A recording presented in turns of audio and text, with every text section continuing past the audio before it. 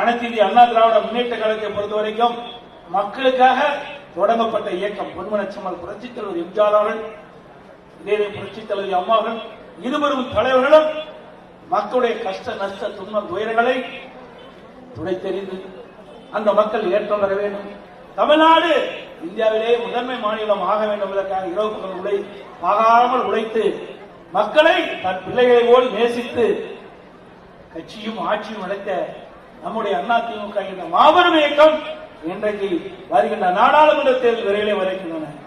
இந்த நாடாளுமன்ற தேர்தலே கிட்டத்தட்ட ஏப்ரல் மாதம் நாடாளுமன்ற தேர்தல் வர இருக்கின்றன.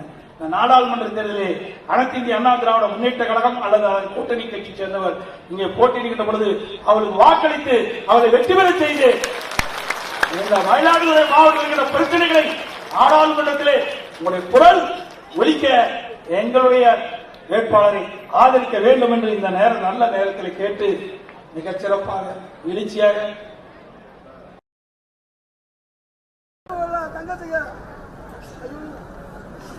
சிறப்பாக நடைபெற்றதற்கும் பல்வேறு கட்சியிலிருந்து விலகி அதிமுகவில் தங்களை இணைத்துக் கொள்ள பல்வேறு நடவடிக்கை எடுத்த மாவட்ட செயலாளர்களுக்கும், அதே போல இந்த நீளம் இந்த இடம் சிறப்பாக நிகழ்ச்சி நடத்துவதற்கு அளித்த சகோதரர் என்ஜினியர் மார்பானி அவர்களுக்கும் மனமான நன்றி தெரிவித்து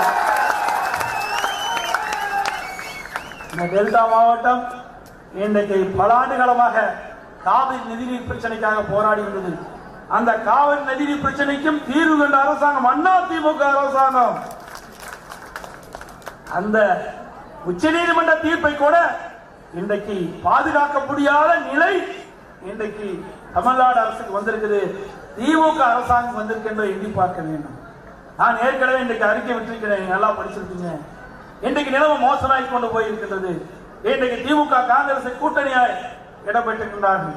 அந்த கூட்டணி கட்சி இடம்பெற்றிருக்கிற காரணத்தால இன்றைக்கு கர்நாடகத்தில் காங்கிரஸ் ஆட்சி நடந்துட்டு இருக்குது. இன்றைக்கு தமிழ்நாட்டில் திமுக ஆட்சி. ரெண்டு பேரும் இந்தியா கூட்டணியில் அங்க வைக்கிறாங்க. ஏன் இன்றைய முதலமைச்சர் அங்கே கேட்டு தண்ணீர் பெற முடியல? சிந்திச்சு பாருங்க. அதெல்லாம் அவருக்கு அக்கறை இல்ல. தன் குடும்பத்தை சேர்ந்தவர்களுக்கு அதிகாரம் வேண்டும், மத்தியில் ஆட்சி அதிகாரத்துக்கு வேண்டும், தாங்கள் கொள்ளையடித்த பணத்தை காப்பாற்ற வேண்டும். அதுதான் அவருடைய தலையான பிரச்சனையாக இருந்து கொண்டிருக்கின்றது. நாட்டு மக்களை கவலைப்படாத முதலமைச்சர் இன்றைய முதலமைச்சர், நாட்டு மக்களை பற்றி கவலைப்படாத முதலமைச்சர் இன்றைய முதலமைச்சர்.